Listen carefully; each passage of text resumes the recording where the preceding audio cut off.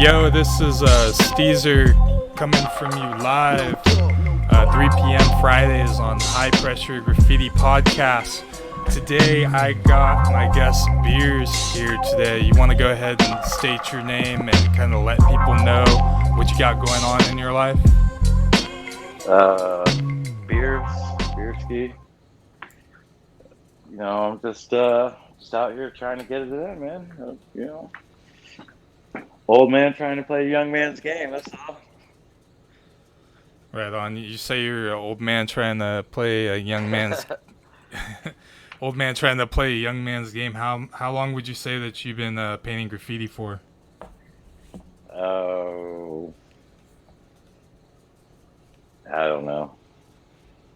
Over 10 years. Well over 10 years. We'll just say that. Well, that's a good amount of time to been painting. Have you Yeah. would you say that you've noticed any major changes from like when you came up to how things are nowadays? I mean, yeah, there's tons of changes. I feel like the same, changes are parallel in music and graffiti. I feel like graffiti's influenced off of pop culture heavily. So, I think that there was a time in the 90s, late 90s, everything was like, very complex. And then there was like some, digression and going back to, simpler stuff and less is more. And, yeah, the game's always changing. Yeah, I would definitely say that the game is changing and there's always like new styles coming out and people are innovating and trying to stay fresh and interesting.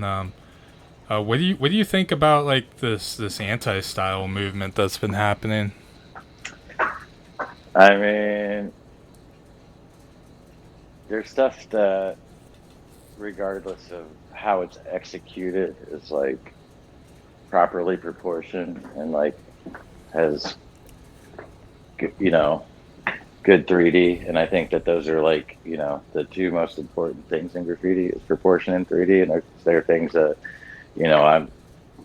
I still struggle with, trying to work on it. But I think I've seen stuff that I thought was like I didn't necessarily like the style or I didn't like how it was painted, but you know I noticed that their proportions are on point. They have good letter structure. So I think at the end of the day, that's really the only thing that matters. How you decide to come across is how you decide to do it. But if you're doing it just because everybody else is doing it, then I don't know. Yeah, A couple years ago, it was bubbles. It's like one thing, it's another. do you Whatever. remember like back in the 90s when you used to see like throw ups, but they were like they had like 8 to 9 color fills and they were highlighted and they basically looked like pieces, and that was like kind of like a fad that happened in the 90s. I mean, I don't necessarily remember that, but there, sure, there was like lots of fads from the '90s. Doing like a all white inner outline was like a thing. You know what I mean? Where you Yeah. go around everything with white, and you know, there's other stuff that I thought was really dope. There's a lot of just silver fill, true blue outline. Just real Yeah, the simple. cobalt blue. Yeah. So I mean, trends are trends, man. People, I'm not gonna say that I don't, like, dabble in them every once in a while, but I just don't make it my thing. You know what I mean? I don't like, Yeah, you you tried know, to stay original to your style for sure. I try to change up the styles, and even in certain time periods, I try to just, play around with multiple styles. You know? Yeah, I think it's important to be a malleable graffiti artist. Yeah, I guess I could agree with that statement. Like to have multiple styles, um like being good at one thing is cool and you can be like really known for being good at one thing, but having multiple things that I feel is pretty beneficial because you can keep people guessing that way, yeah. And Yeah, I just find that if I like a lot of times when I try to go recreate something that I've like created one time, it never comes out as good as that. And every time I go up and I'm just like, all right, I'm just gonna try to do this and I'm just gonna have fun doing this, you know. I'm always like, damn, this shit actually came out pretty fucking good. Like, so I think that like, you know, just trying to be in the moment and going out there and like feeling the spot and feeling the piece and just kind of just judging how much time you have and the effort that you want to get in because you start painting that crazy ass piece and like 2 hours later you're like, "Ah, I don't want to be doing this." Like you don't want to be in that position, you yeah, know. I've definitely been in that position before, and the only option you have is to just keep plucking If you along keep until you're keep done. keep plugging away, right? You just gotta keep going. Like you already made the commitment. And then you So like in those scenarios when I'm just plucking along, I'm just kind of like, fuck, I could get rolled on like any second right now. yeah, or like your heart's not all the way in it. You're just kind of going through the motion, or whatever. So I just, as you kind of like age in the sport, or get seasoned in the game or whatever, like you start realizing like what your own limitations are or what it takes for you to create a good product. And like we were talking earlier, there was a time where every piece was trying to be like the best piece ever, but there's a lot of disappointment in that. So, now it's about just, going out, trying to have Yeah, some fun and doing it. And, I kind of give myself a passing grade if I'm 75, 80% happy with what I painted. Like, I could walk away from that. yeah, definitely. And I feel like with trains, sometimes you just gotta walk away from it. Otherwise, you'll be there all night trying to correct errors and get rid of every little Right. drip and shit. But Nobody looks at it that close. I mean, but sometimes it pulls off on you, you know? that's true. Yeah, sometimes it'll just roll away from you, and there's nothing you can do about it. It's Nothing. I think it's Hope. funny that the shit that we deal with in the yards. Yeah, it's always an adventure.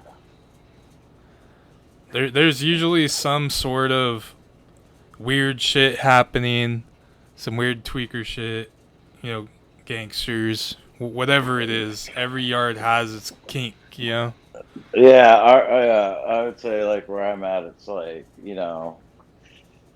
people riding four wheelers and dirt bikes, and kids like running around. Yeah, I guess every once in a while you'll get some tweaker rolling through trying to steal some scrap or some shit. But Yeah, yeah, it's more just like, especially in the summer, people are active out there, like in all the nooks and crannies of all the places you want to be. It's like, damn, why are these people here right yeah, I know. It's like go somewhere else to like do that shit, you now? know. Like, I had a crazy run in where I ran into like some tweaker chick, and she was like living underneath, like an alive line, like she was like sleeping underneath it. And I was like, you need to like grab all your shit and get out from underneath this train because this thing could move any minute, and you're gonna get your foot cut off. And she didn't really like that, and her boyfriend got mad at me, and then I had to deal with angry ass tweakers all night. But shit that you have to deal with in your yard. Yeah, I had some shit like I was painting the spot. I was painting the spot in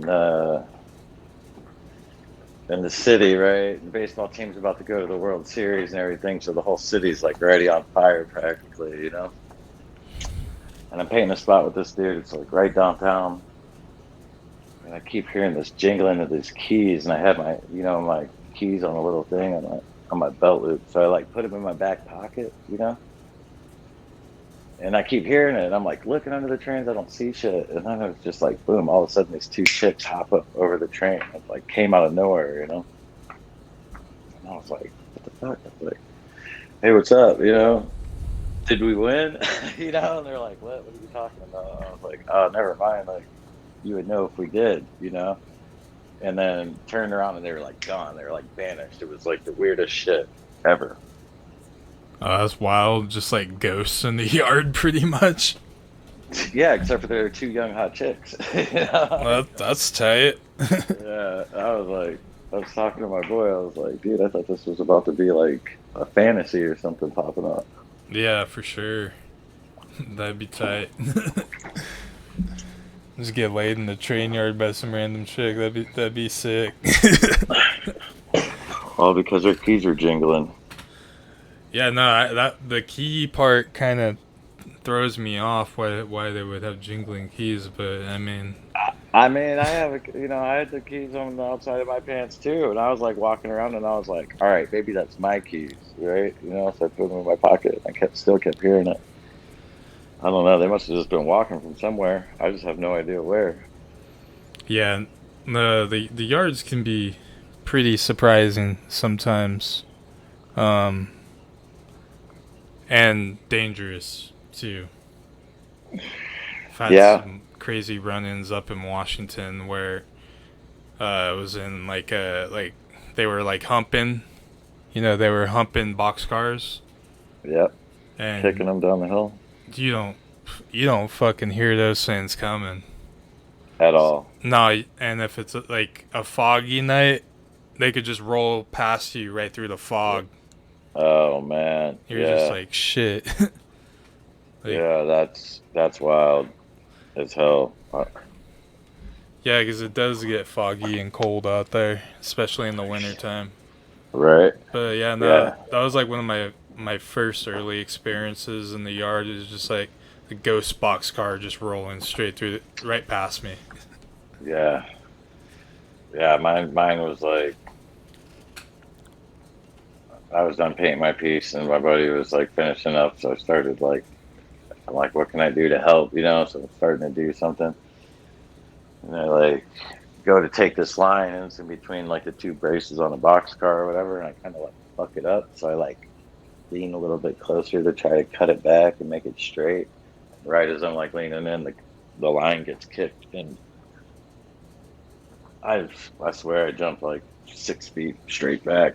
God, it's just But scary when it oh kicks. my god, Because like sometimes you don't hear the slack letting out and hear the other ones, yeah, like domino affecting down the line. you did So it not. just I did jolts. not hear. I did not hear nothing. I'll tell you that. It It was just it just that until jolted. that. Yeah, like I swear I even the sound was like after the train moved. You know, Yeah. like that. Do you mostly paint the live yards, or do you kind of like go paint layups? I mean, it's a mix. You know, there's customer spots. There's little lines here. There's little. You just try to mix it up. You just got to check it out, see what's popping. Yeah, you don't have like a set spot you paint. Because I noticed the etiquette changes when you go into a live yard. You really can't be there that long. Right, right. Yeah. I mean, if there's stuff moving around, I'm not like carrying milk crates or buckets around with me and stuff. You know what I mean? I'm just trying to pop in, pop out. If I got a spot where I could like, chill and take my time. I'll bring a fucking, you know, Yeah. It's cooler and a bucket, and. it's crazy is that there's kids like going into like spots during the daytime with boom boxes and shit, and Yeah, like it's that, insane. I've never experienced that, but that's crazy. That's like first time kind of hearing that. Yeah, no, I've seen like instances out here in California where young writers are just like going into the yard daytime, painting freight, and they're just blasting music out of their Bluetooth speaker, like whatever the fuck. I mean, they must like. How did nobody tell them how cool that was? Did somebody like obviously they started doing it, and it went well for them, so they kept doing it. I guess so. I I guess. don't think it's the smartest idea as far as keeping the spot low key, but I mean, shit. I don't think I think unfortunately, like with the day and age and everything, that people expect a lot more. I mean, I remember when I was like first starting freight, I had some older guys like kind of schooling me and stuff like that, and I was just like, dang, I painted all these trains, like, and like none of them are getting benched. And they're like, I mean, you just started painting trains this year. It takes a couple of years to get those things out, moving around, get onto different lines. You know what I mean? Like, Hmm. it doesn't happen like instantly, you know? And you got to like, it's more of like a marathon than like a sprint, you know? So it's about like trying to put a body of work out there, not just like go out there and smash it hard for a year or two, like Yeah. I think I think that's how you really like develop, you know, your name, your style, and if you could try not to get too burnt out too. Yeah, well, I think you gotta love it and have the mentality of being a lifer already instilled into you, and then over time with that mentality, you'll Yeah, I mean, watch dude, yourself I progress.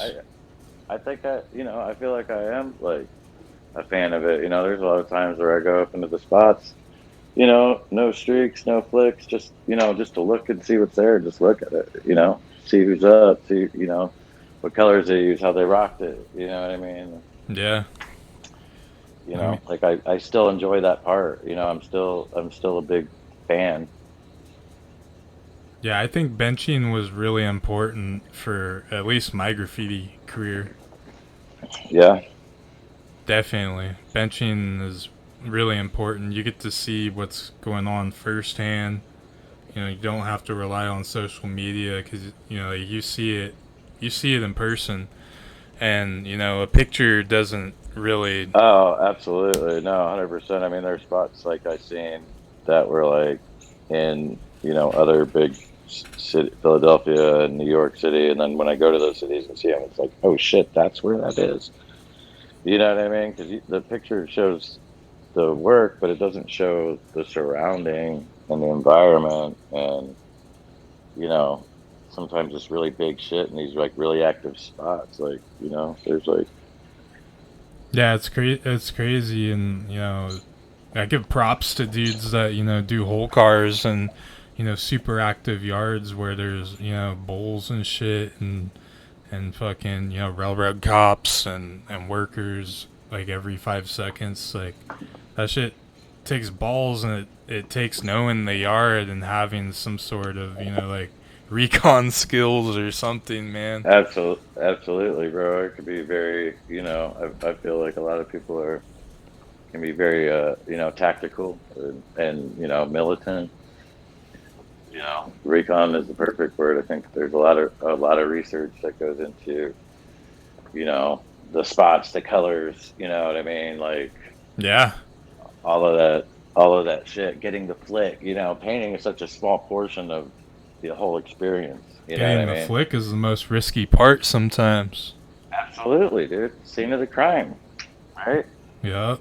That's how everybody gets. You know what I mean? And just so Few camera flashes is all it takes. I mean, thank God for long exposures. I don't try not to flash. Yeah, for sure. But You know, I mean, if you have a nice camera, you can do a long exposure. I mean, you could these days you could have a pretty good cell phone and do it too. Really, Yeah.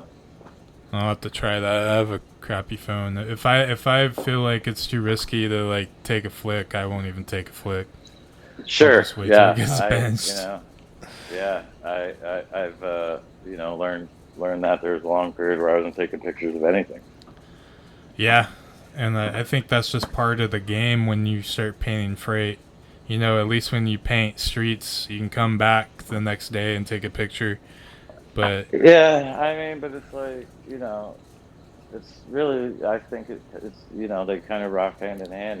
For street freight, you're taking a chance. There's been plenty of people out there that would probably agree that, you see a spot that you think for sure is about to run forever and it gets buffed right away. And then Oh yeah, there's another spot that you just did drunk passing by. It's a hot boy spot and the shit just rides forever. You know what I mean? Like yeah, you never know. You truly never know. yeah. Especially on the street, things are it's hit and miss on the street. Like what's gonna last and I what's mean, gonna run. I feel like it's the same thing on a freight. You got the chance of them stamping you hard. They got a chance of, them buffing the panel completely. They got a chance of somebody going over you because they want to train more. Yeah, yeah, that's Yeah, definitely a big variable there. there's a spot kind of close to here, not too far away, that like scraps box cars, and you would be surprised at the trains that are in there. Some of them look like, there's no. It's just somebody being like, "Nah, we don't need this in our fleet. Let's scrap it." So. You know what else is interesting is that they're recirculating. Like a lot of companies are buying like secondhand old freight boxcars and reefers, and they're recirculating them back out onto the rails after like patching them and repainting them and rebranding them. Yeah, I mean, I think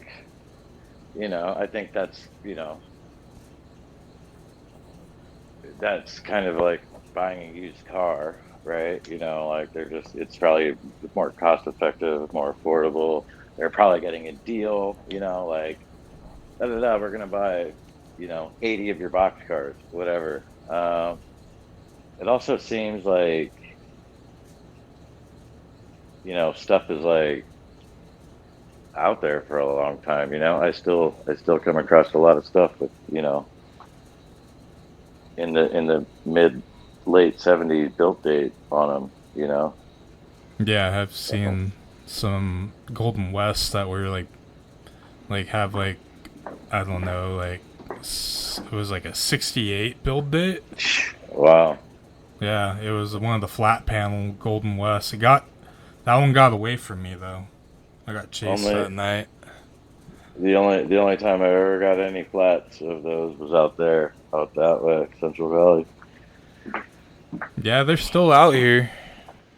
I don't know how much they circulate to the eastern states, but I mean, it's been a few years since I've seen some, but we would get some, but they would be all like the brace box cars, not the flats.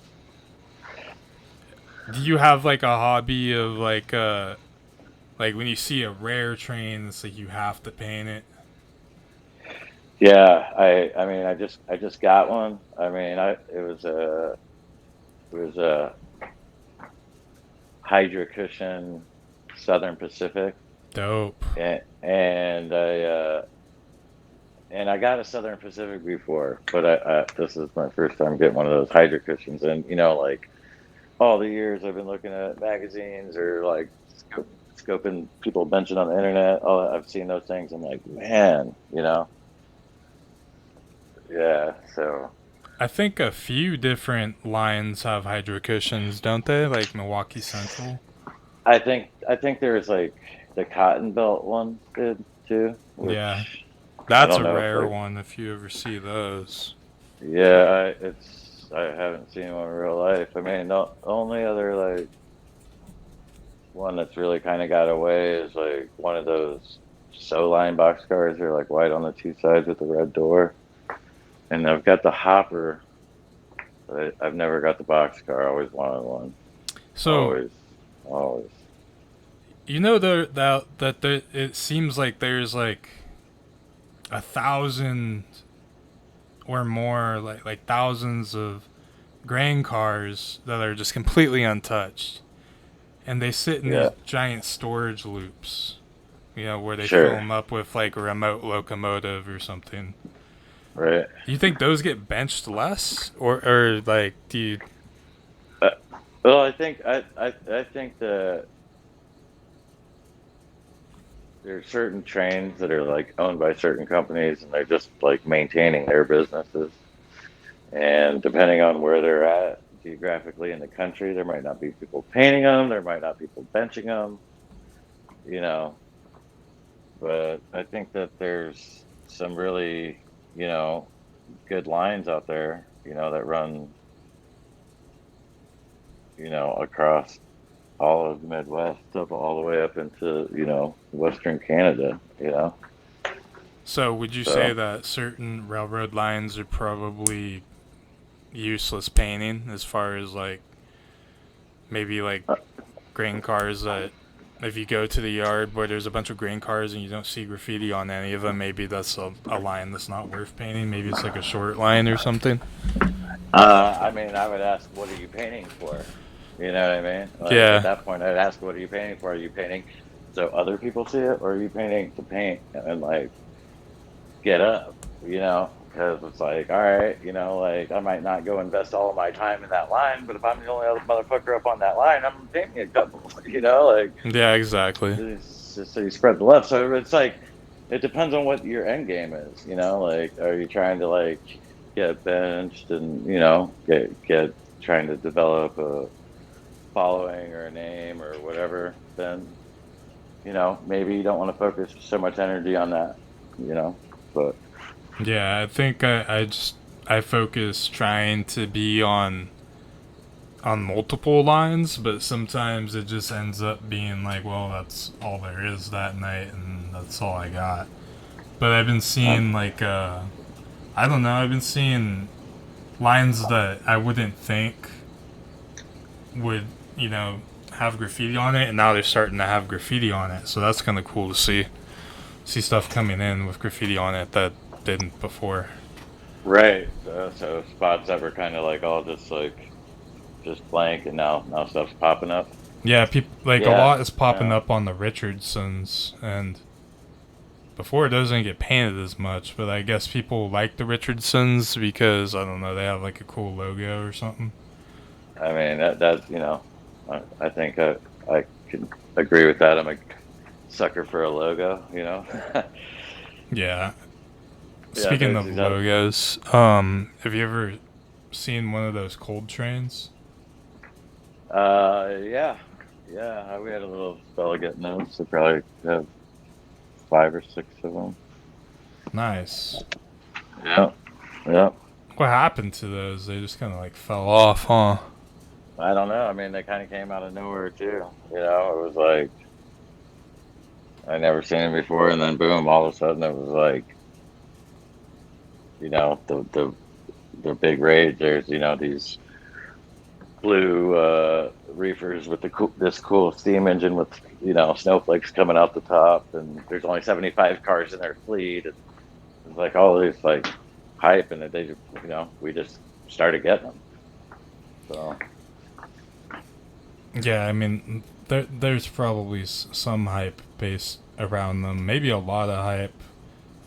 I kind of like saw them as like when they started disappearing, yeah, but it looked like everyone was painting them because it was like this really nice looking blue reefer.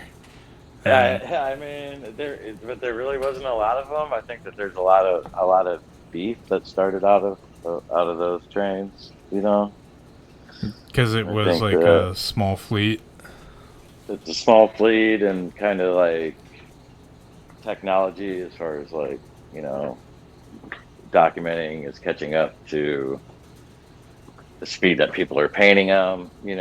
It's just so. I mean, it's like all of them. I mean, really, except for like I feel like the BNSF icicles were the ones that like rode the longest. Oh You yeah, know, those ones are sick. like those ones you can paint those ones, and those ones are gonna like ride. You do Armin's, dude. It's just like it's literally a crapshoot. You know what I mean? You're literally like you know I think they get it's circulated more, way, or way, way more. Right? Exactly. Right. yeah, And or then like the and then chilled express. Those will ride for a long time too. yeah. Well, so the chilled express are just like the mini ridge joints, right? Yeah, Right. those So ones are those ones are tight too. And yeah, all of them, man. The Simplats, they're all cool. I don't get any. I don't get the cryos anymore. I don't get any of the reapers anymore. But it was a nice period when you know Did you just like lose infrastructure in the area you were? Is that like what happened? I don't really know what goes on like behind the scenes with like railroad companies and their contracts and stuff like that. But my spot, started getting for a while, right? When back in the day when I was like first getting into trains, and then they kind of stopped, and then when when they started getting the coal trains, they were also started getting because at first they were first getting the icicles. They were getting, and this was like back, they were getting icicles, they were getting UPFEs, they were getting, the, the Armin Chilled Express joints. This was back in the day. They were getting all that, Western Fruit Express, all that shit. And then they stopped. And then when they started getting them again, they started getting Armins. They started getting the TILX joints, which are like the icicle restamps. And then they're getting the the cold trains. They were getting the cold trains. They were getting all of them, and then we were there rocking for a couple of years, and then it just stopped coming. A whole lot less Tropicanas too. Yeah, I don't really, I don't really know what's up with that. I know that those only go to certain places. I've never really been had the pleasure to get one of those, but I used to see man, them all the time, and now I don't see them at all anymore. yeah, yeah.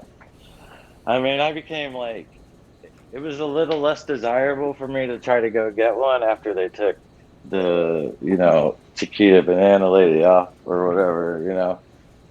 They switched it to just the orange with the straw. I was like, I didn't like it as much. I wanted the other logo, the old one. Yeah, the green one. Yeah, whatever. It's the girl with the fruit on her head. Yeah, Yeah, the old Tropicanas were awesome, and yeah, it's like they had orange, the little orange, baby Ridge reefers. orange boxcar or whatever. Yeah, those are super cool. Yeah. It seems like I don't know out here. A lot of spots have like dried up. Have you been having that issue out there? I mean, I like soon as COVID started, I haven't seen a train in one of my main yard for almost over a year now. Yeah, that's like not the way it went for us. When that was going down, there was just shit literally just laying up everywhere. Really? Spots, spots that don't even normally get shit. It was insane. It was insane. You know, That's crazy. yeah. I And wonder then, if it was because like transit was delayed or something.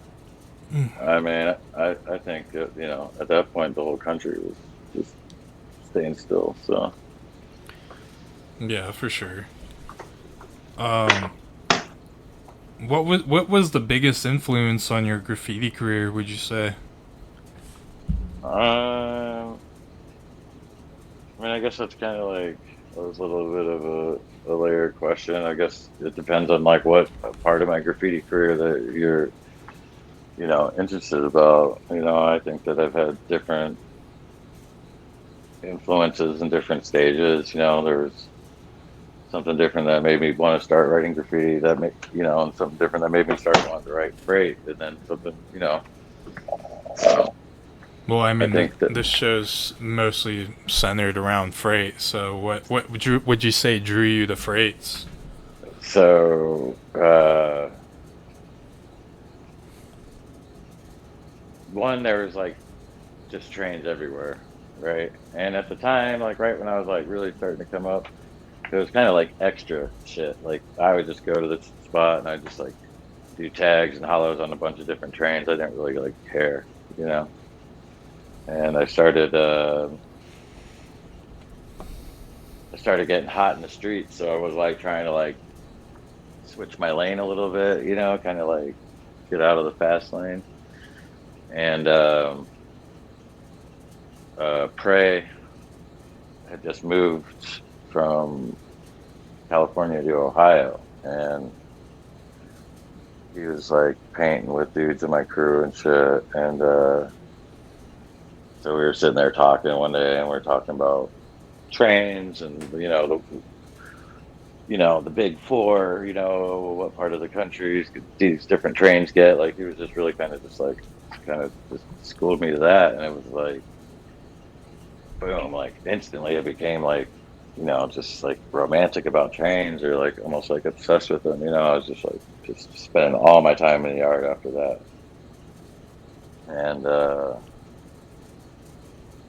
and so that's all I did for the next few years. Was just like you know live in the yard. Yeah. Yeah, I don't Yeah. know what it is, but like instinctually, like seeing just graffiti roll by on a boxcar, it's like indescribable the way it impacts you at that moment. And I think like that's what drew me to trains is that just the appeal of that like for like personal value, you know. I mean, I think that the main thing that appealed to me when I first started like getting on trains, it's like it was like, you know, I just kind of like I already went through like this little like little tagger bomber stage or whatever, so I was like trying to like get pieces down. So I'm like going to like all the spots, all the spots where people drop pieces and shit, and like it kind of was like a little reminiscent of like what freights became at one point. It's like you're walking around these spots like where can I paint? Who can I go over? You know what I mean? Like, and it was like real frustrating. So at the time, there was not a lot of shit on freights, and like the idea that I could go into a spot and paint a piece and then go back there the next day and it'd be like a clean spot where I could do something again. That's what appealed to me at first. Yeah. That was like the most appealing thing to me because I'm like, dude, it's like a clean wall every day, Yeah, for you know? sure.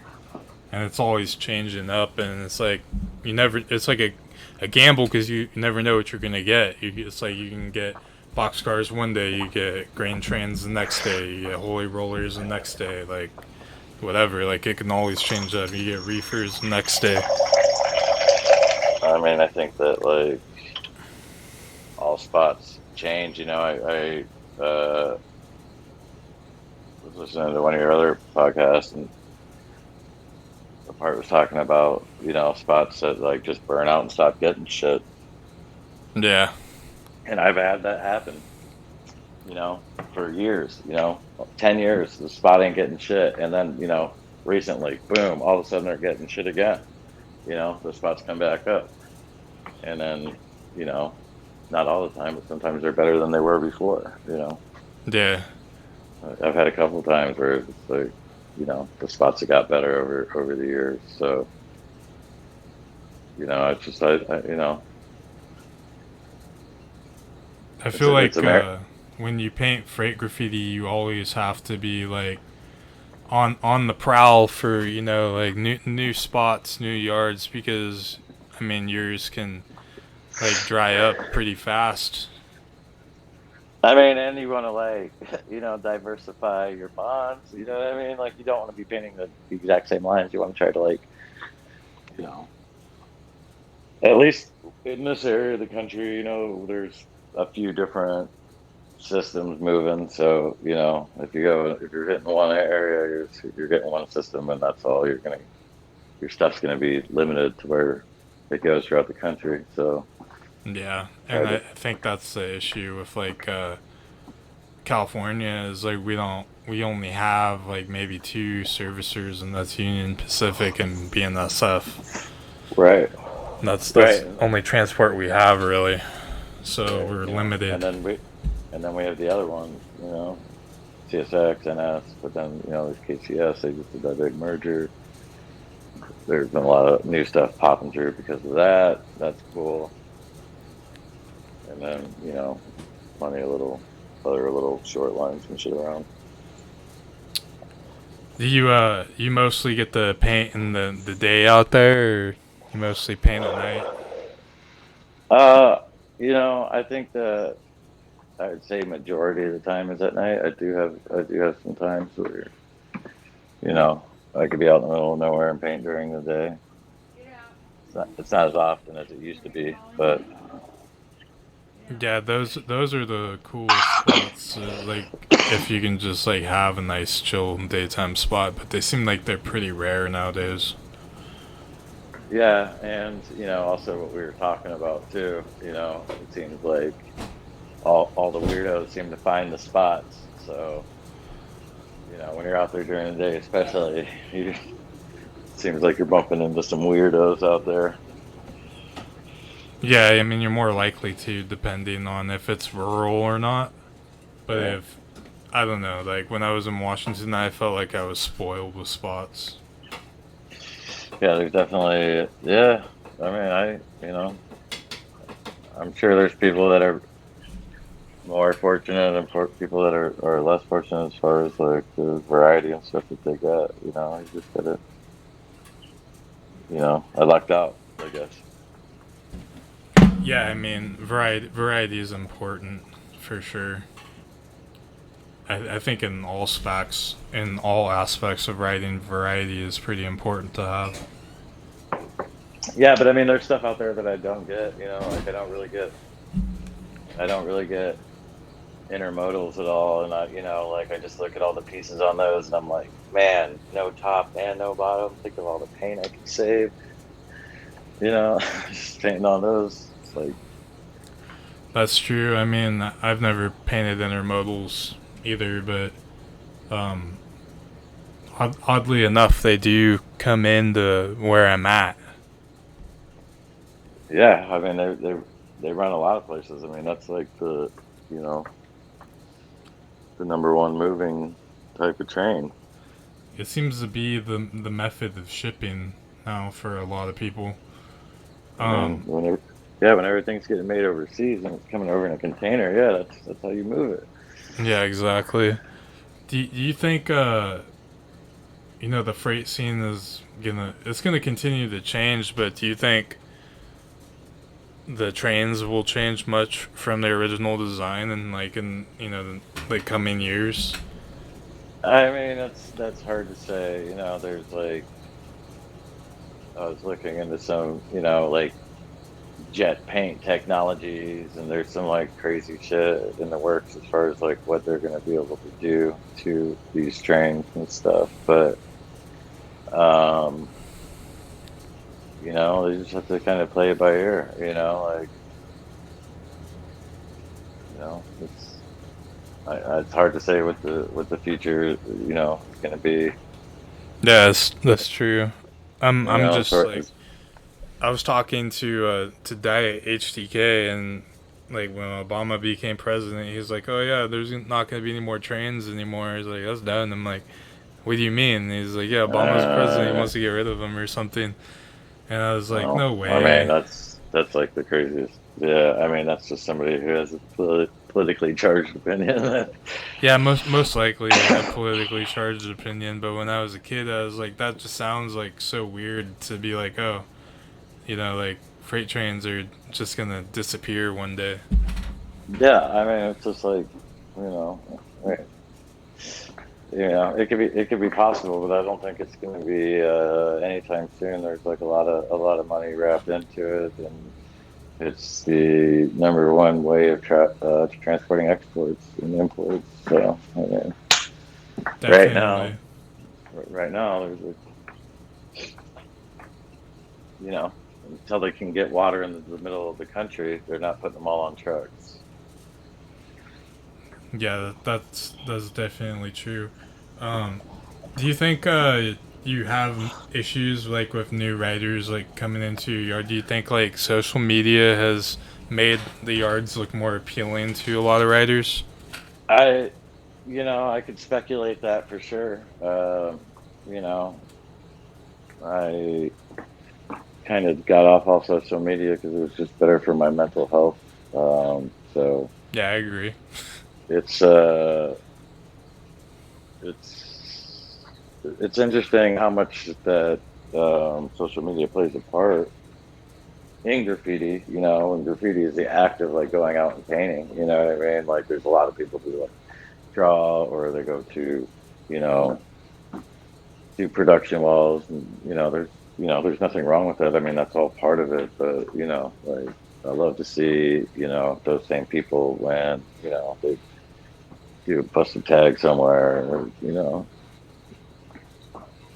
do a throw age. So it's nice to see it like out and about. Yeah, I think it's cool when you see like someone that's painting and they're consistent and they're good and they can piece, they can do sick tags, they could do clean throw ups. They got like almost every element. I mean, lacking a character is fine, but having like every element, that's like it's like really cool to see shit like that. Yeah, I mean, I agree. I think that the most important part of graffiti is your tag. I mean, Definitely, that I just always been like, it's my favorite part. And I think that it's like your business card, like it's like your main representative. And if you have a dope tag, people are going to kind of want to be checking for more of, definitely, the shit that you're doing. And, you know, it's just, it's just what I like. I know that there's like different tastes for different people out there, but, you know, I love to see just like nice hands and all different styles. It's like, for you know, sure. I love I love to see that Philly shit. I can't do those wicked hand styles, but I love to see that, Yeah, you know. my friend's not even from Philadelphia, but somehow he adopted the Philly style and made it work. And I was like, damn, dude, I can't do that shit. Yeah, It's crazy how they do that shit. But yeah, it definitely seems like everybody has their own hand style, and not only that, but like I think different like geographical cities across the country influence hand styles.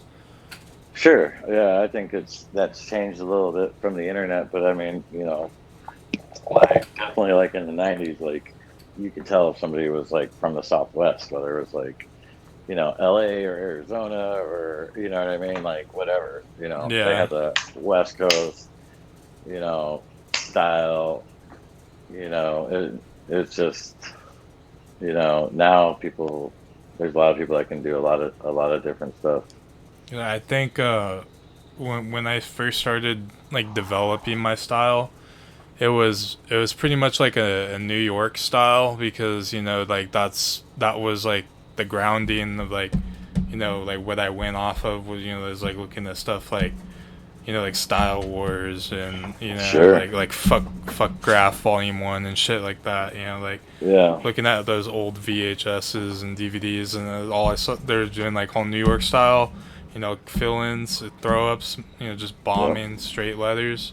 So that's like kind of like where I started, and then I started moving around California and then seeing like what was happening like in like the Central Valley and like Southern California. I started like playing with that a little bit, and then I went up to Seattle and was living in Seattle for a while. I'm like, shit, up here everyone does like funk, but they have like they're like round hands up here. Like everything's Yeah, yeah, rounded. yeah.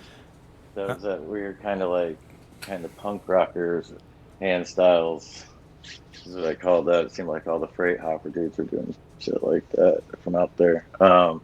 Yeah, dude. It was you know it was dope to see like living in this area. There's just so much around, whether it's like Pittsburgh or Detroit or Chicago, Indy, Kentucky. There's just Baltimore is not too far. None of the stuff's too far out here. 7 hour drive or so, Yeah, and there's just like so many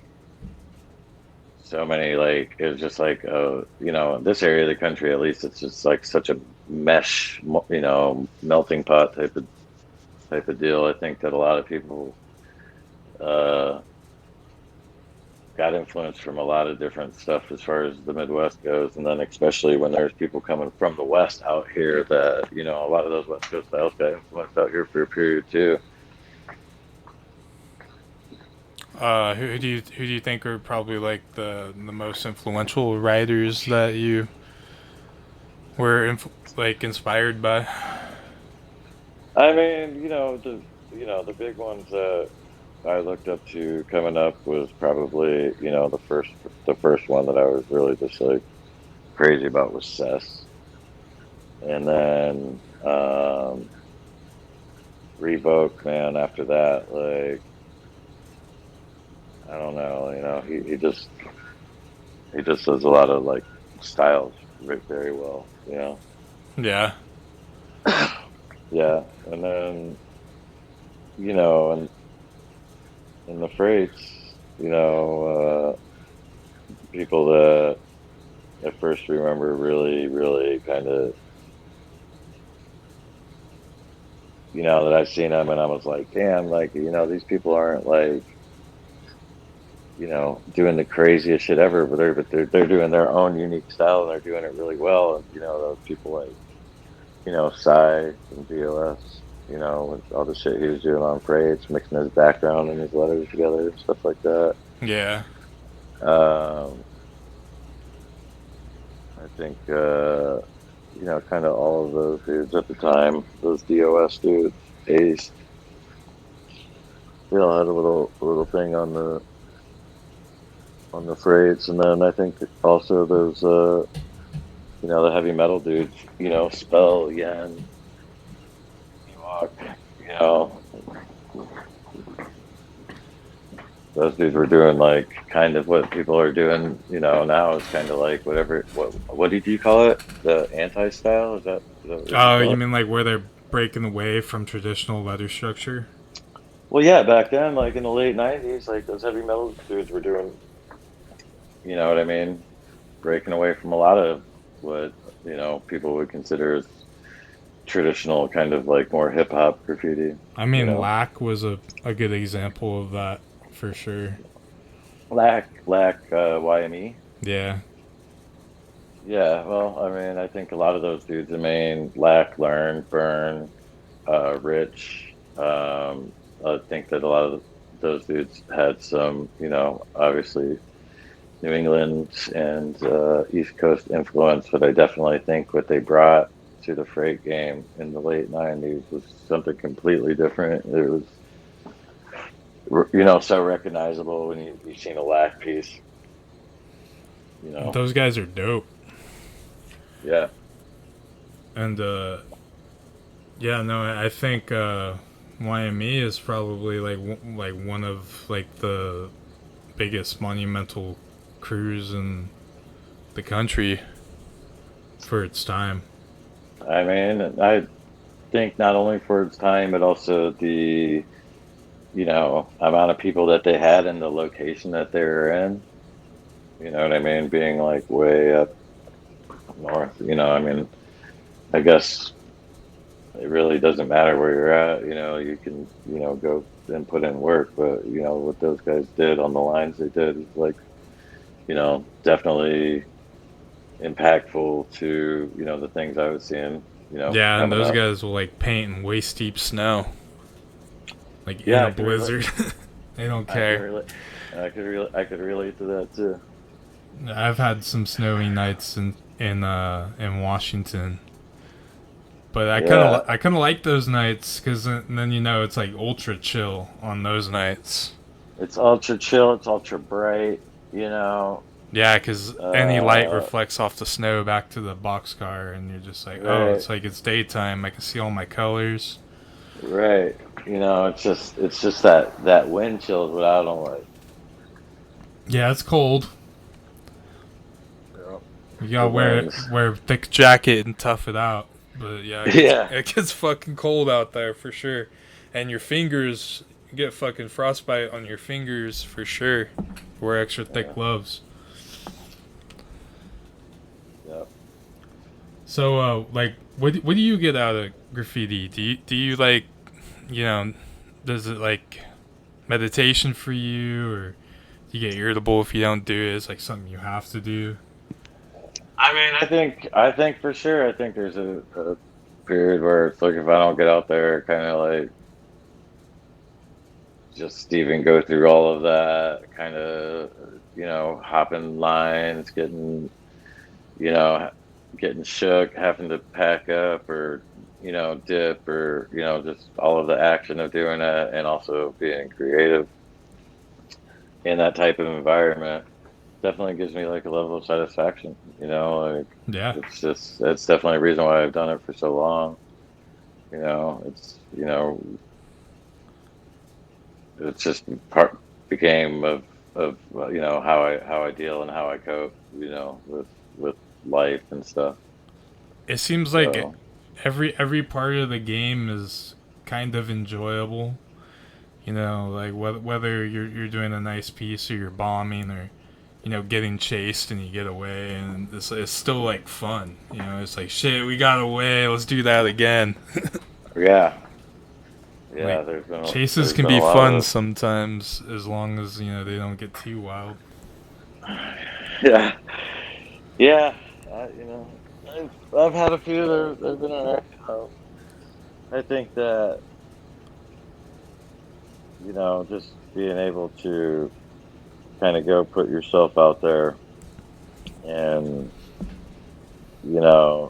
uncontrolled environment and trying to do something and create something, and whatever comes from that, good or bad, is just part of it's either do that or what, you're gonna like watch TV and like you're gonna wait for your new season of your next television show to come out or whatever. I don't know. I don't know what other people do. Yeah, You no, know. like it seems like yeah they basically just like watch TV and like consume media, but I mean, just being a consumer sucks. It's like Mm, you get self satisfaction of producing something. yeah. I mean, sometimes it's hard to kind of pull yourself away, from what's going on with everything else, just to try to go out there and create something. But I think Definitely, and I feel like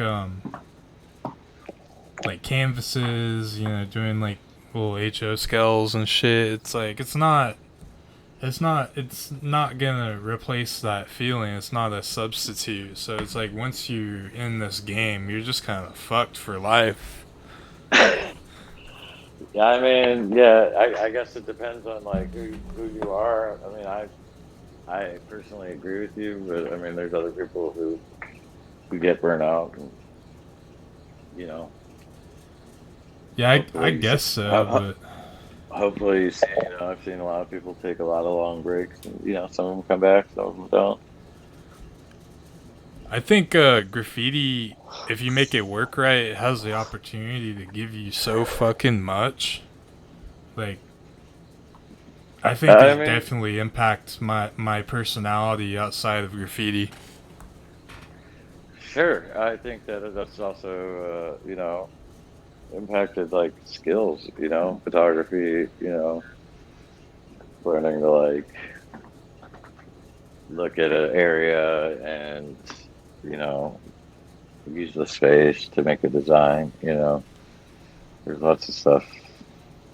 Yeah, even like Yeah, self care and like confidence and like work ethic. It like combines so many important factors of life just in this little subculture that we have. I think if you don't have a good work ethic in graffiti, that it's not going to go very far. I think the work ethic is definitely, I think that regardless of who you are, everybody pretty much starts in the same spot, and if I you just work definitely at it, agree. No, yeah, we all you, start as toys. yeah. So I I think that if you just work, you just don't listen to anybody else. Like, don't try to like do what other people are doing. It's tough to say that. I understand because there's like a level of like what's acceptable as like a good, par graffiti piece or whatever. But you just gotta like, just keep your nose to the grindstone and get out there and work and just try to build a body of work. And all of the actions of painting are going to show you what your limitations of painting are. And from there, you go back to the drawing board and draw within your limitations of painting and not try to draw like the best drawing you can. And then work on the pieces within your limitations and just, keep them clean, keep it legible. Yeah, you're gonna. I mean, I feel like it's inevitable, but you're always gonna hit a limitation or a barrier somewhere with graffiti. Yeah, I mean, I think you can overcome them. I think, as far as things that I thought were limitations or whatever, I just, it's shit you figure out in the field. You know what I mean? Like, Exactly. you're not gonna learn it. You're not gonna learn it like sitting there at the house. No, like it's not something anyone can teach you. It's something that you have to learn from experience and fucking up and learning how to fix shit. Yeah, that's that is true. I Well mean, said. there's a lot of pieces that I wasn't happy with, and then now I realize why. Yeah. You figure Well, I out mean, little you learn, right? techniques to save you time and shit. All kinds of Yeah. stuff. Right. Right. I mean, for me, that's what I developed at an early stage was how to try to use the least amount of paint possible. You know what I mean? What can I use to clean up this, or what can I use to clean up that? Or and change the steps around. You know, so. So, what do you think is one of like the most important aspects of graffiti that maybe isn't completely embraced or stressed enough? Um, Like, what would you like to see to I make the mean, scene it better? really just like what are your motives? Like, what are your intentions? Like, what are you painting for? Who are you painting for? You know, would you still do it if nobody gave a fuck? If you were the only one, if you're the only person in the world doing it, would you still do it? You know what I mean? Yeah, So I think that there's like just a lot of people who kind of come in for the wrong reasons, but you know everybody knows like if you've been doing it for a minute, how amazing it could be. You know what I mean? You can go to complete other cities where you don't know a person, so you just get somebody's phone number, you go link up with them, da da da. They're cool as fuck. They show you all the spots, and you just travel around, and it's like a fraternity or a brotherhood or whatever, of people you never even met. And if you're getting introduced to through somebody that you know and trust, they're usually on the same level. So it's really been nothing but good experiences. But if you're like out here trying to like paint some crates because that's you've seen it on the internet, then I don't expect that you'd probably last very long. yeah, I would definitely say that um, influence can definitely involve people being in it for the wrong reason, for sure. And I think we see that a lot in the example you have, like these writers that show up. They look productive. They come out on the line. You start seeing them, doing panels, and then they just disappear. And you're like, okay, Yeah, well, I guess graffiti chewed them up and spit them out. But I mean, I always say that the first make or break is the getting popped. You know what I mean? That's the first major one. It's like after you get popped, either you're like, all right, I could deal with that. You're like, I never want to go through that again. Boom. It's like that simple. You know? yeah, fortunately, when I got caught, I didn't get in too much trouble. Yeah, I've But had. I didn't give them Uh, enough evidence to, I never admit shit. you can't confirm or deny anything, I guess. Yeah, I mean, it helped me in my scenario, but it's not gonna help everyone in their scenario. Don't All right. so don't construed as personal advice or legal advice.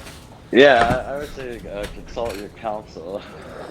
Yeah, yeah. Talk to your lawyer. He knows better about legal shit than we do.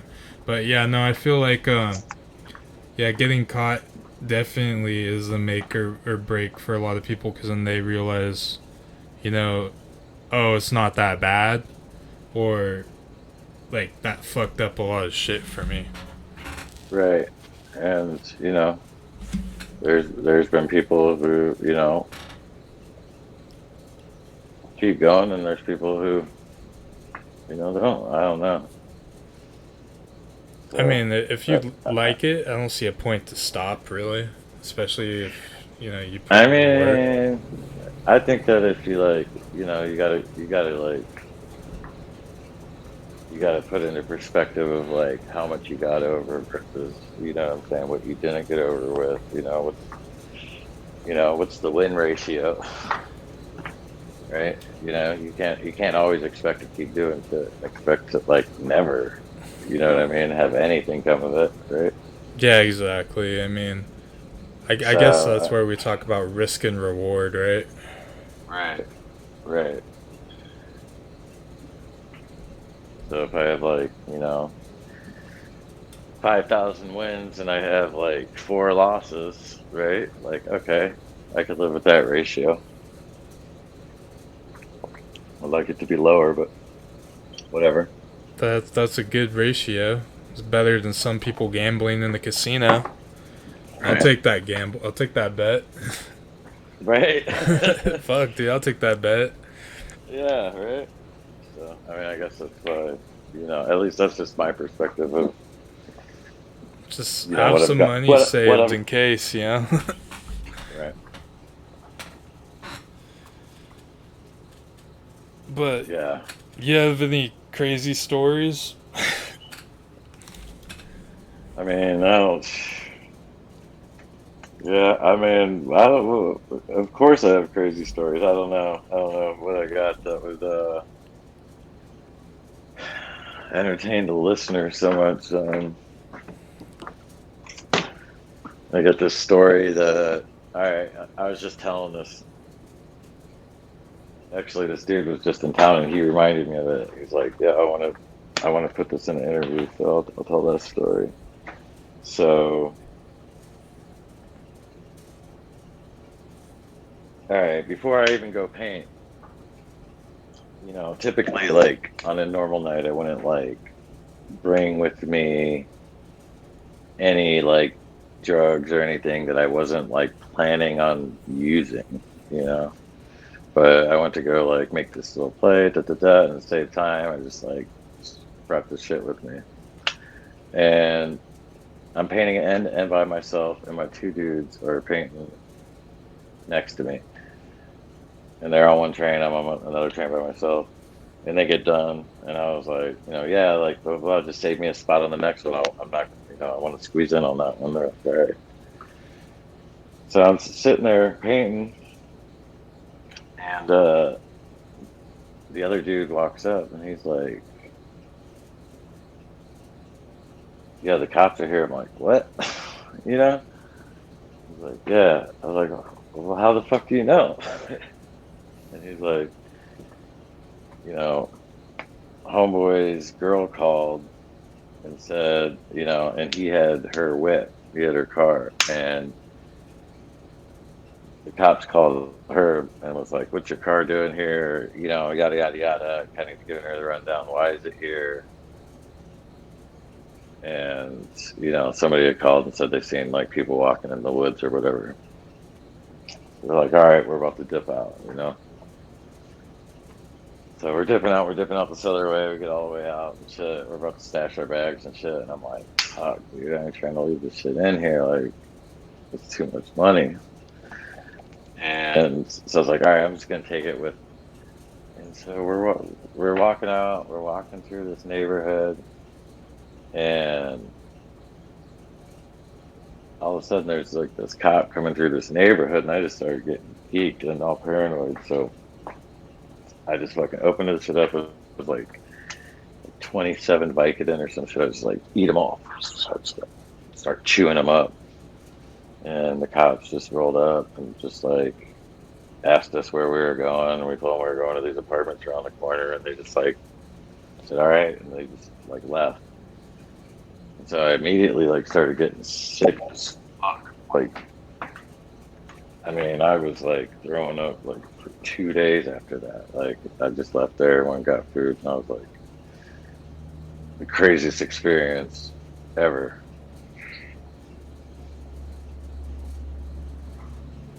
Yeah, that sounds pretty crazy. Yeah. I was like, I probably should have just went to the hospital. But I just spent like the next day and a half just throwing up random.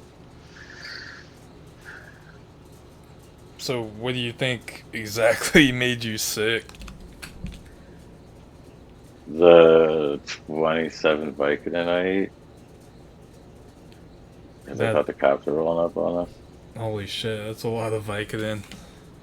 Yeah. I didn't I didn't hear you. I thought you said 7. I'm like that's Nah. 27. That's a shit ton of Vicodin. Yeah, it was a lot. I was really sick. Yeah, that sounds terrible. Yeah, and then I went back the next day and I found my bag and you know I was just glad that I made it through it. Yeah, no, that's definitely good that you did. Because I was like, damn, am I about to OD off this shit for real? Like I was like sick. Yeah, that would suck. Like get chased out of the yard and then Dude, this was a thing though. Like the other area we come out of is like a whole different neighborhood. Like they were in it, had nothing to do with us at all, and I just got shook and jumped the gun. You know, yeah. and really I should have just like stashed it, crotched it, whatever. I should have just been like not such a knee jerk reaction.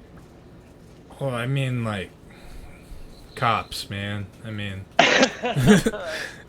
cops. Their whole job is to intimidate people. So I mean, when you know you're doing something wrong and you see them, you're just like, oh fuck. You're like, I'm fucked, pretty much. But then they'll just drive by and be like, okay. Like, I guess I Yeah, got lucky. yeah, I think that that there's some out there that just get they like to just drive by people just to what I mean, Yeah. just so people get like that, you know what I mean, just to fuck with it. The funny thing is, Let's go fuck with this guy. I'd be like chilling in my town, and my town's pretty small, and the cops drive by, and they mad dog me, so I just mad dog them back. It's funny because they don't really expect that. I give them dirty looks, and then they don't look at me. It's like, Like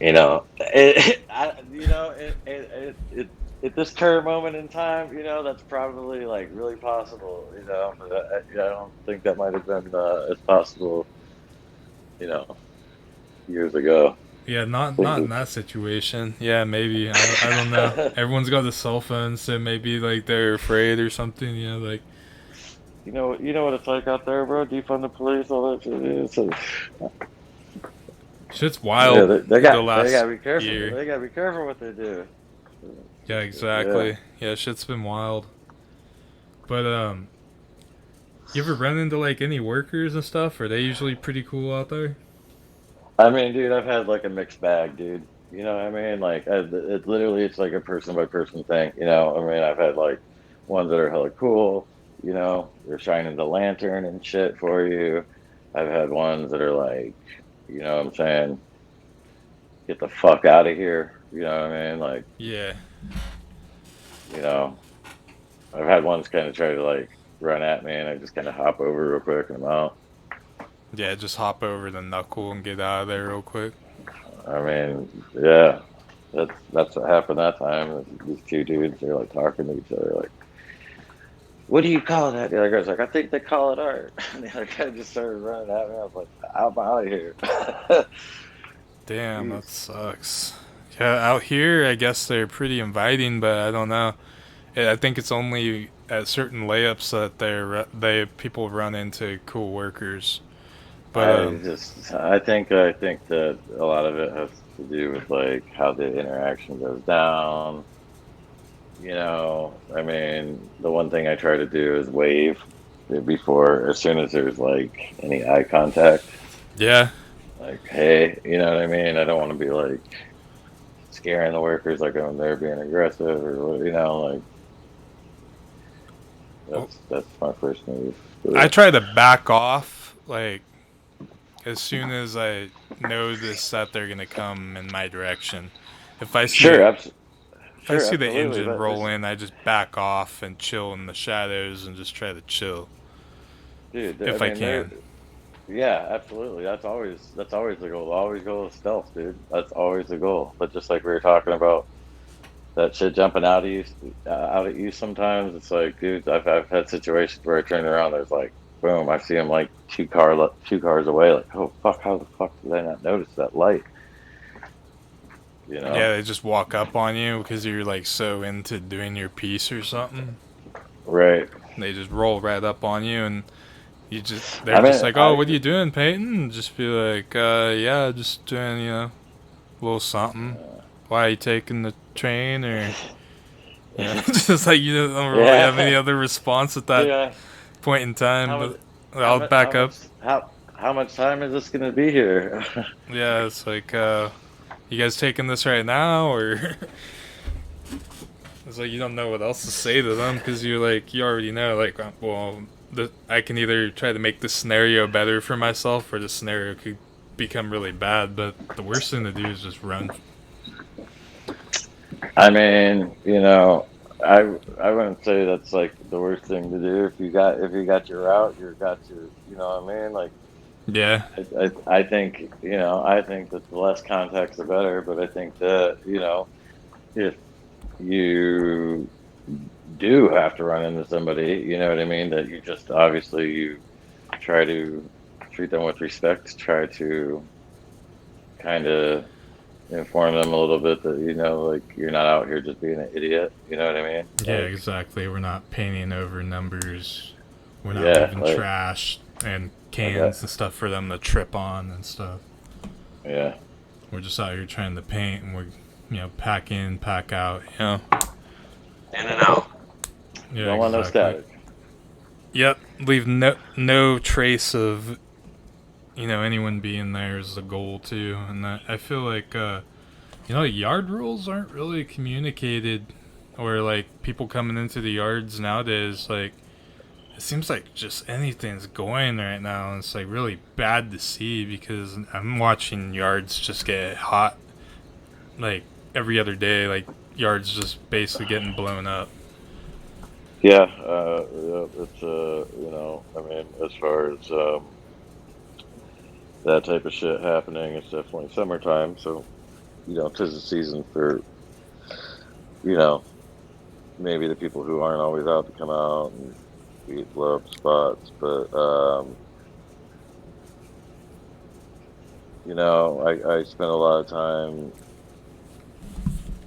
picking up shit that I see. You know what I mean? I don't really like. I guess I could try to be out here like policing everybody, but man, people are gonna do what they're gonna do. Um, and I don't have any like control over what other people do, but I've definitely seen spots that you know I've shown people and they've shown people, and then over the years I've seen cans accumulate around the spots, and I'm like, damn, like that might not be me throwing those cans, but that's kind of like a direct imprint of me, and you know Yeah, that type of stuff has tried to made me like a lot more conscious about if I see something, I just grab it, and I just it sucks somebody else did that, but you know do you think you've been there before? sucks to suck. I mean, I've definitely been there and been like, oh fuck it, and just throwing something I know, or it's not my spot. I don't give a fuck, like in my younger days, you know what I mean?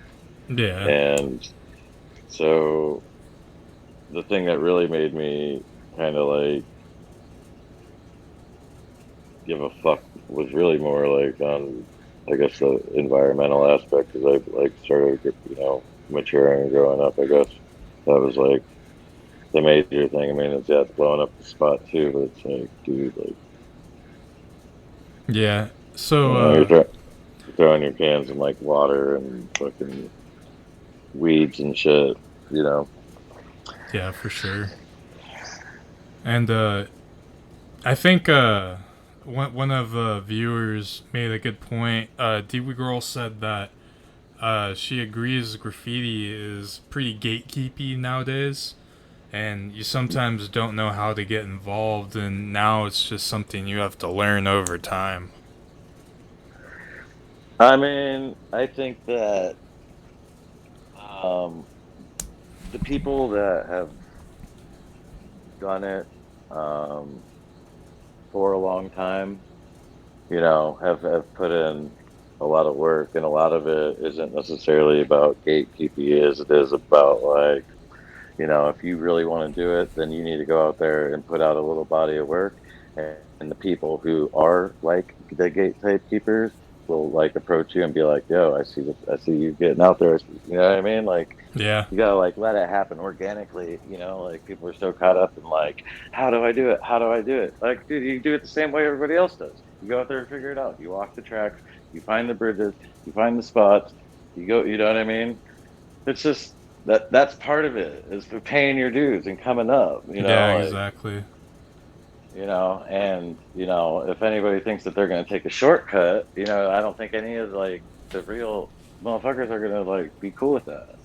Like I think that we everybody who's doing it has had to pay some sort of dues and put some time and effort into it. Just trust the process. Just trust the process. If you're going out there and actually putting in work and genuinely doing it because you like it and you love it, that you know what I mean. You're going to build a network because one of the coolest things is hanging out. 10, 15 years down the road with people. You know what I mean, and from all different crews, right? Maybe y'all were beefing at one point, maybe whatever, but you guys are all whatever. It's mad years later, and you guys are just talking about like, oh, I remember when this person did this spot, did that, and because this is like a long term game. You know what I mean? If you want to do it and kind of be, you know, Decent at it.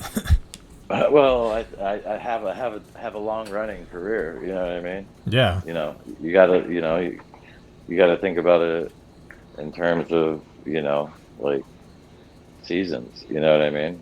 Do you think do you think this the younger generation of writers are disconnected from like OGs?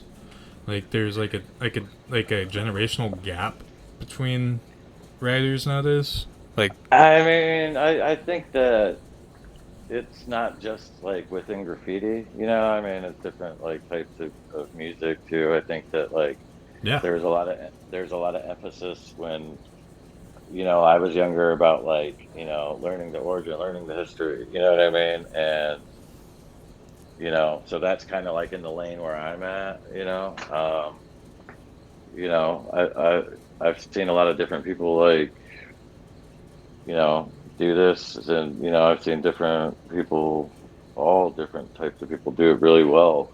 So I think that it's just about like kind of like learning your history. You know what I mean? Showing a little bit of respect to that, and then putting your little spin on it and it going out there and doing the work. You know? Yeah, exactly. And I think that's really important too, that, put in the work and pay your dues. Like I said, I benched, 3 years before I started painting graffiti, but, I'd still sneak into the yards and try to paint trains while I was benching, and I realized, like something's not right. This isn't working. Right. So I'd step back and, like, reassess myself and be like, why isn't this working? Like, I can do wild style on the wall. Why can't I paint this train? But it's just like Yeah. I had to learn over time. Like So different. So different. Everything changes. It's Everything not the changes. same at all. You can't come to the train with a wall aesthetic or treat it like a wall because it doesn't work that way. It doesn't work that way. You're right. And I think that there's other like variants too. You know what I mean? Temperature, humidity, metal surface. I think, the surface isn't absorbing as necessarily like brick or concrete. So You're guaranteed to get drips. I mean, at least a few.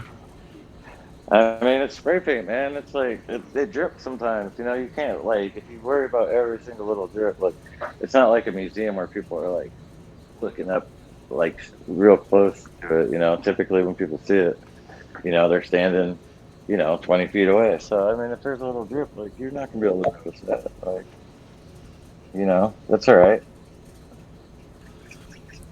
Yeah, I mean, I definitely am okay with having like a like a one and done approach with graffiti, but I mean, I also don't care if people cut back their shit too. Just make certain areas of their piece look a little bit nicer. But I, I'm I think everything deserves like you know at least a one cutback. Like you're not doing yourself a justice if you're not gonna like go back. But I'm not gonna sit there and like spend like 5 minutes on just like this round part of my E that I can't get right. Like, I mean, whatever, you get the idea. yeah, You know what I mean? exactly. Yeah, Like, do you see what I'm trying to do here? Like, I'm not gonna break out the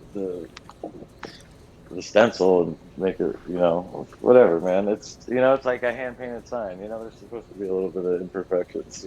It's hand painted. yeah, exactly. And like with me, like when I do my pieces, like I might cut back like the inner parts of my letters, like where my S bar, the top of the S connects to the like the body of the S, like where it starts making the curve down to the bottom, and The serif, the serif, I think that's called, of the letter. whatever you want to call it, the middle. I'll Yeah, work on the middle of all my letters. That way, when you look at it straight away, the inside of the letters look sharp, and everything on the outside, it's not that much of a big deal for me because it's about for me it's about the instant when you look at it, and then if you want to look at it really hard and pick it apart, you can do fine that. tooth comb it. Yeah, it's like, But I man. mean, I don't really care to I'll, cut what I'll back that do is much. what I'll do is I'll just cut back on the one side, and then I'll use my highlight as my cutback on the other side. You know what I mean? So I'm not like, Yeah. I'm not cutting back the whole thing. So then it's like after I do my, I'll like just try to put my outline like thick as fuck, and then I'll, you know what I mean? Like all of that will be cut back by my outers. And I might have Definitely. to go back. Might have to go back and sharpen a few things up, but like I said, I'm trying to like just do as little steps, what I mean, as possible, just because I'm not trying to be, what I mean. Like I got shit to do, I got other shit to do. I ain't trying to be out Yeah, here you all night. can't be there all night trying to, get your piece done. It's like, It is what it is, dude. If it's a good one, it's a good one. If it's a bad one, it's a bad one. I've painted some good ones, I've painted some bad ones. I mean, that's just kind of something that you have to be okay and live with when you paint freights because they're so unpredictable as far as, when you're painting them. Like, it's like you don't exactly know what's going to happen that night or how the yard is going to be, how much time you have. There's so many different variables, or if the weather is going to get bad. But I mean, there's been times where I've painted shit, I've had to dip out, and then like, a week or two later, I'll see it again. It's in a different spot or something like that, and you like going back in to paint another piece. I'm like, all right, wait, what was I thinking? How am I going to do this one? Sometimes that can be like interesting and fun, but you know, yeah, there's like always variables. yeah. Okay, so one of the viewers just typed in the comment section that they think that the generational gap between older writers and younger writers is a reason that people don't know what the fuck they're doing, and they're going into these spots and blowing it pretty much. All right. Well, I guess my question is whose job is it then? Is it like the older writer's job to like go out, seek out these younger writers? Like, you know, No, I wouldn't say it's the older writer's job at all. I would say that so you so should when take the what you're initiative. saying is when the younger writers approach the older writers, then the older writers are like dicks to them, right? That's basically what the last person was kind of, they're it's like they have they're all gatekeepery, right? Yeah, So then it's like this cycle of like nobody wanting to like teach people shit, like, So I think that, I think there has to be a little bit of, at least just from my experience, there's a little bit of, you go out, you do your research, you kind of like, get the fundamentals, you get the basics down, you know what I mean? You kind of see what the temperature is in the game of the city that you're at. You go out, you try to make a little name for yourself, and then eventually you start to meet people. At least that's how it always worked for me, yeah, you know? definitely. I think you gotta put in the work and give respect to get respect. You can't just 'Cause, go out there and just think that people well, are gonna teach you shit. there's a time where I was like, real young in the game, and I was real like heavy on the internet, and I'm always like talking shit, whatever, just being real loud on the internet and annoying. And I was just like constantly like not getting along with people, kind of beefing with people and shit. And I just got to a point where I realized that what I was doing, and I was just like, okay, look, I'm just not even gonna say anything at all to anybody unless I have, unless I'm giving them props. You know what I mean? I'm not gonna like. And then I got to a point where I was like, all right, I'm not even just gonna go on the internet at all. I'm just gonna just paint, just worry about what I'm doing. Yeah, exactly. And I started doing that, and then it was like, a year or two went by, and all the people that I wasn't necessarily like agreeing with online, all that shit, all those people are hitting me up to paint. Like, yo, I see what you're doing. Da, da, da, da, da. Like, you know, I mean, that's what worked for me, and I encourage people to, you know, try to take that approach, just, let the work speak for yourself, like there's nobody out there stopping you from doing it. There's nobody out there stopping me from doing it, you Yeah, know. exactly. I mean, You just, as I can't stress, dude. It's about building a body of work, that people can like exactly, look at. you have to let your work speak for itself, and that's the only way people will respect you in this game. Like, you have to come with heart. Bro, And there's people, but look, it also goes back to the shit we were saying earlier, because there's people out there that might not have like the most artistic ability, but have the work ethic that are, you know what I mean, just like painting circles around people who might be more artistic, and those people get respect for what they do. You know what I mean? And definitely, there's more than one way to, kind of like be in the game. There's more than one lane to pick. You got to pick what's best for you, with your best approach that you can see yourself doing for a long period of time, and not kind of like half step it, because there's a lot of, you talk about the young people, there's a lot of young people who come in and they think I want to do this, and then something happens or they get popped, or and they fizzle out, right? yeah, exactly. And we see that happen a lot. But I also think that there's some sort of self entitlement that happens too. But I mean, Well, realistically, that's what I was saying about it being like, you kind of got to like throw all the other shit out the window and understand that like you're not even going to be like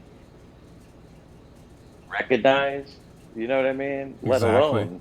Let alone have a fan base. You're not even going to be recognized for 2 to 3 years. You're going to be doing your shit, but you keep doing your shit long enough, everybody's going to know. You know what I mean? Like, Yeah, exactly. I mean, it's, I probably didn't start getting like recognized until like 5 years in, five, that's six what I'm years. saying. Like, yeah, like, there's just so many people that it's like, okay, that says that. All right, whatever, and you don't really like, you don't see it a lot. So like, you just kind of, you just see it and forget it. But then once you start seeing it a couple times, you're like, oh yeah, I've seen that before.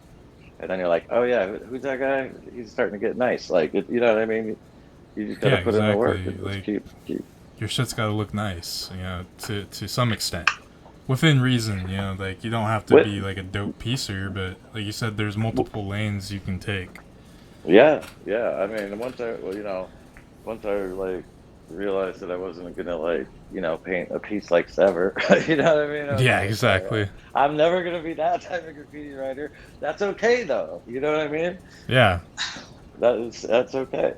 there's nothing wrong with that because you can definitely see like with your style that like you've perfected it and crafted it to be a good style and it works for you and people like it. So I mean, that's all that you know really matters. What it looks like to you, and if you're happy with it, chances are other people will be happy with it too. I mean,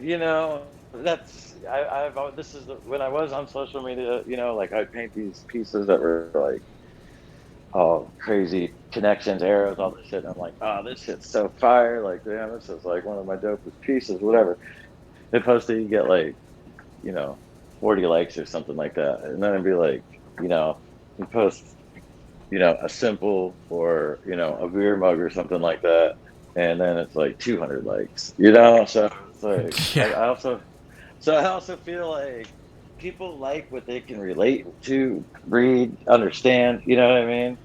definitely. sometimes when I'm sometimes what I'm doing ain't for everybody else. You know what I mean? Sometimes it's just for me. And I've learned to like appreciate the difference of like, all right, this time I'm gonna go paint with something to go flex on style just to see what I could do. Exactly. And And have then you noticed like the dudes that focus more on other people's shit?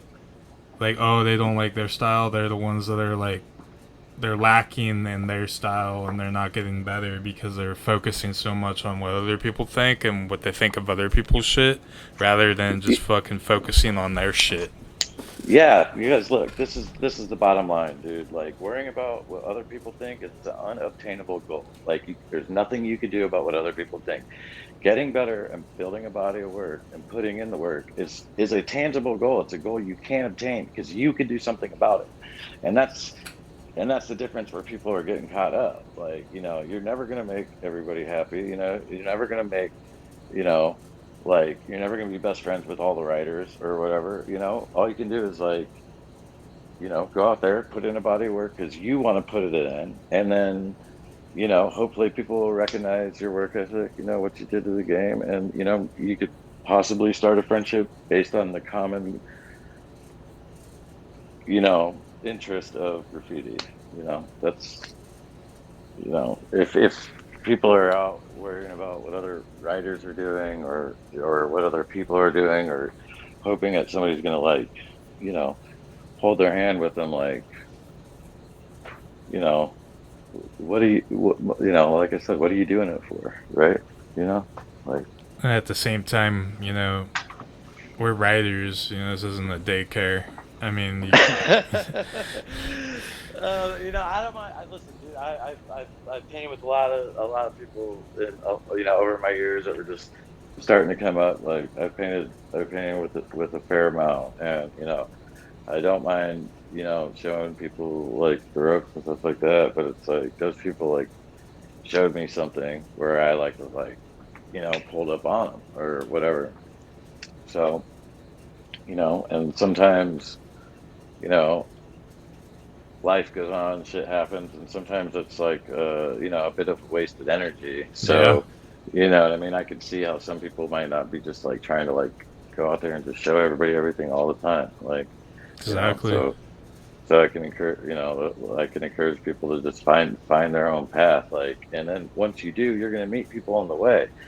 And sometimes, like when you meet those people, just like hanging out with them or watching them paint, that's where you unlock the next level. You're like, damn, like I didn't even think about approaching it like that, you know, Yeah, seeing other people's techniques. And so just be out there traveling, meeting, trying to, because you go to the spots, you're gonna meet people. You know what I mean? It's just That's for You sure. know, any city. You know, if you're out there and you're out there painting the spots, you know, They're gonna be finding out them there out, too.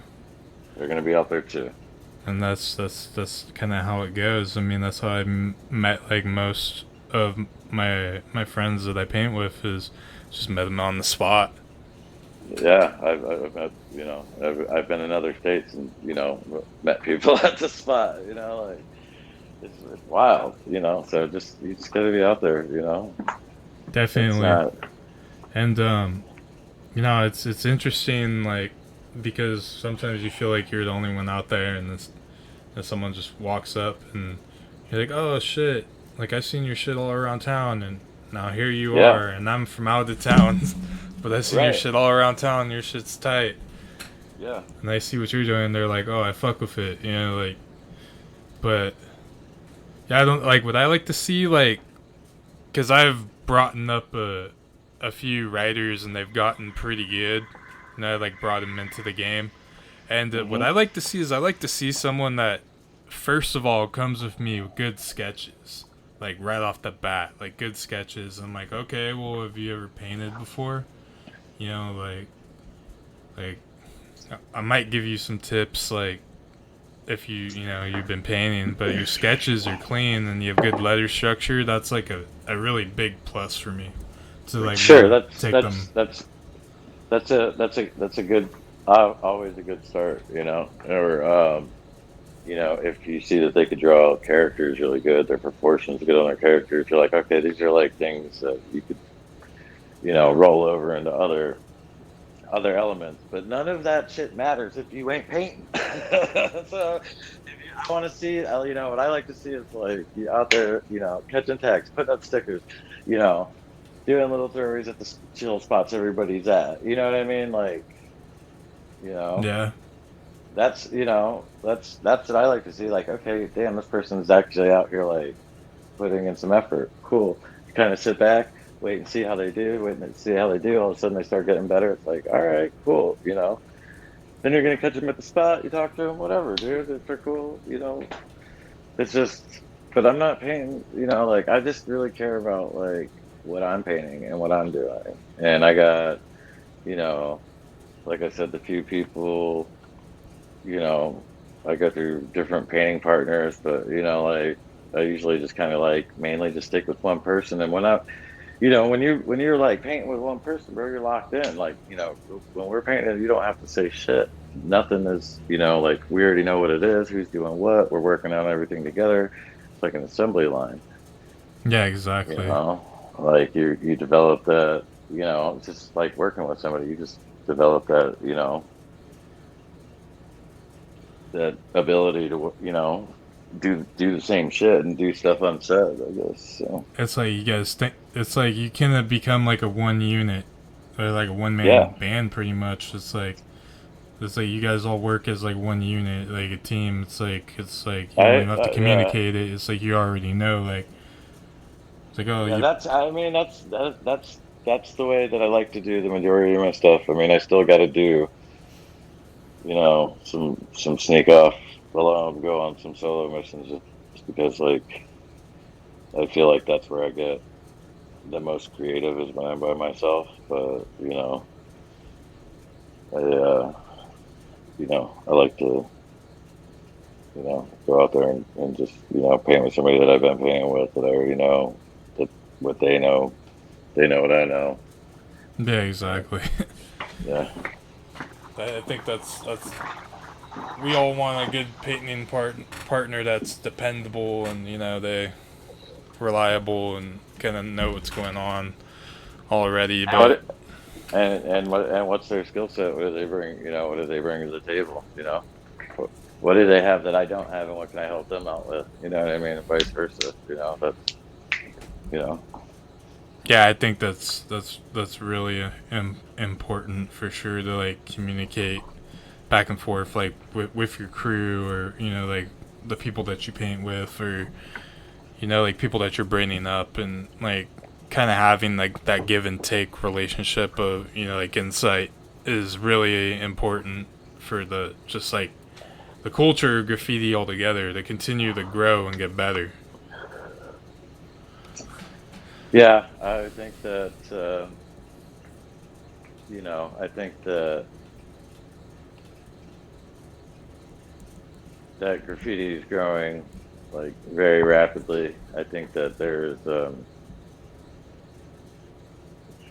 like kind of all these different little aspects about graffiti that make it enjoyable or give people a hard time. But I don't know, man. I think that just the longer I do it, the less I care, why anybody else is doing it. I just like to see people out there doing it, whatever their reason, for going out to try to express themselves. But I think it's about, cutting some time out, away from everybody else to go do something. And, you're really the only person that knows that, you were there doing it, except for, the people who see it, but they don't know who you are. And, Definitely, yeah. and it's not about, it's not about, you know, putting it out there. It's about that experience. And if you just do that, and just have some fun doing it, I think that like it becomes a little more fun. And Yeah, I agree. So yeah, we're coming up on the 2 hour mark here. I'm sure that cool. we could talk probably all day about graffiti, but I don't want to keep up too much of your time. But I got one more question for you before we close this out. If you could, leave, an impact and a message with these people and be remembered for that message, what would you say to them? I mean, I guess that I would say, like just be kind to your spots. Try to develop, as many styles as you can. Just be as versatile. Start fundamentally, get your hand styles up. You know, build from the bottom. And just do your own work. Just get out there and do it. You know. Right, yeah, you heard it first. Don't worry about what other people are doing. Get out there and paint. Show your work, and people will definitely, come around to you, especially as an Facts. upcoming writer. Yeah, get out and Facts. paint. Go paint.